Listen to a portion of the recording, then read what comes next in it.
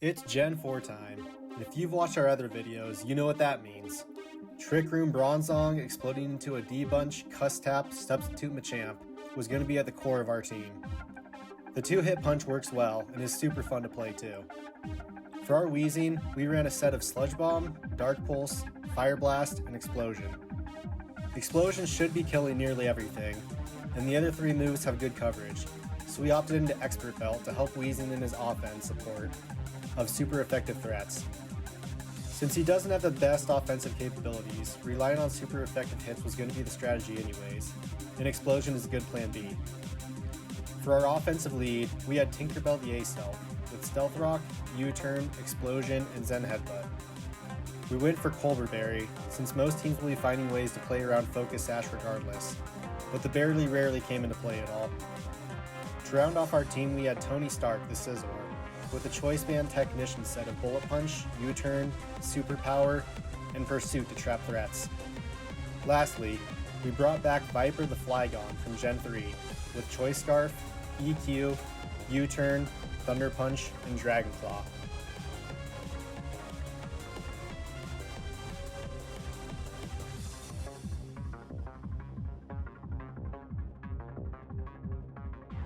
We ended this gen with a 9-1 record. Lead Azelf is often a coin toss for getting rocks up before getting taunted, and led to some bad starts. Our hyper offense core did a good job making up ground in these scenarios, however. The Trick Room combo of Tacos and Benjamin would very consistently punch holes in teams.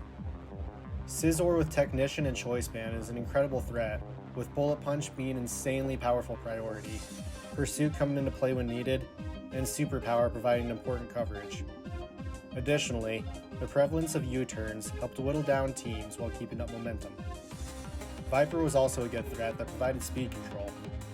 Weezing was helpful in some matches, but overall he got hard carried. It wasn't dead weight, but he was just far outshined by the rest of the squad.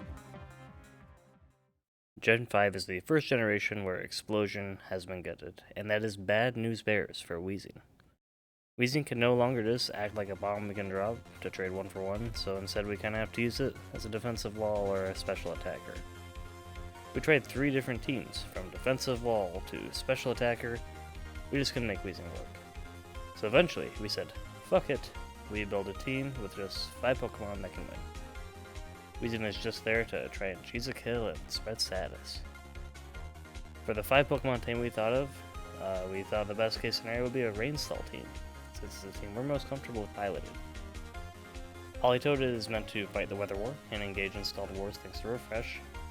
Tentacruel was our big special wall we could DP stall if we needed thanks to Rain Dish's Disgust and Healing. Rapid Spin lets us keep hazards off and let us flat out dominate stall teams. Firthorn was our Dragon type answer that we could set tons of hazards with.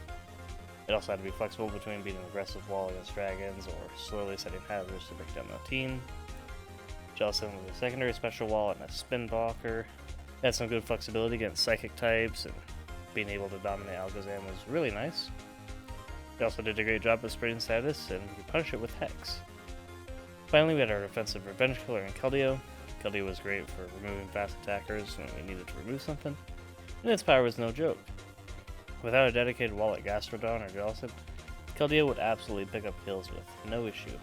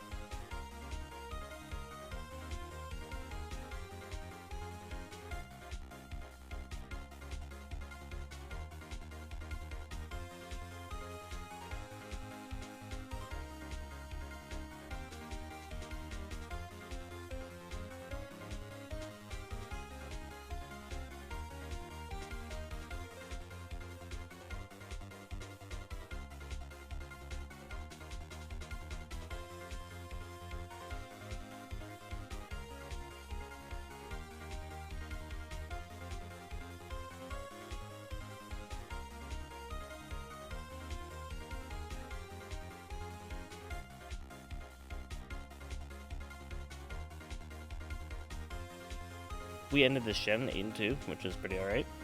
Weezing was always dead weight, but that's to be expected as we failed to figure out how to use him correctly. Hollytoe was great at winning the Weather War, Tentacool performed like a national hero against stall and offense alike. Ferrothorn was just consistent, though it kinda invited out Magazone, which is a bit of trouble. Jocelyn was a good secondary wall, and not much beats Keldeo as an offensive killer. Those 5 Pokemon did great and landed us a winning record. We're hoping Weezing will kinda carry his weight next gen, with the introduction of fairies. In Gen 6, we decided to have Weezing work as a Toxic Spikes wall. We took Will-O-Wisp and Clear Smog to help neutralize threats, and Flamethrower for extra coverage against steals. We set out to make a defensive team built around Mega Venusaur, aka Martini, packing Sleep Powder, Leech Seed, Sludge Bomb, and Synthesis. We followed up with the Penguin, Slowbro, with Scald, Slack Off, Future Sight, and Thunderwave for support, along with his incredible ability of Regenerator to keep him healthy throughout the match. Kerbo the Clefairy was running a Trick Sticky Barb set that actually ended up doing a lot of work, especially against opposing walls, and it also took Flamethrower for coverage. Batgirl the Gliscor was our Rock Setter, also taking EQ, Roost, and Toxic, a pretty self-explanatory set. Finally, it wouldn't be Stall without Thorny the Ferrothorn, who is our Spike Machine with Knockoff, Gyro Ball, and T-Wave, alongside leftovers for the drawn-out battles.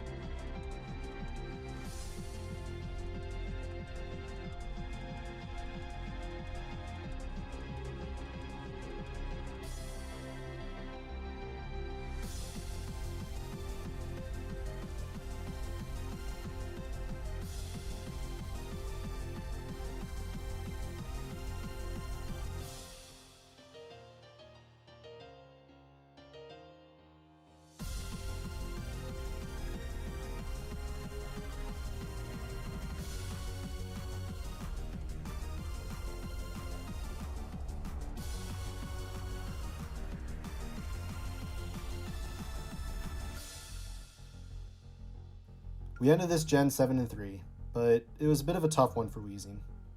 He was able to set Toxic Spikes in several games, but it was rarely that big of a deal, since if we had time to set them up, the game was likely going well for us already.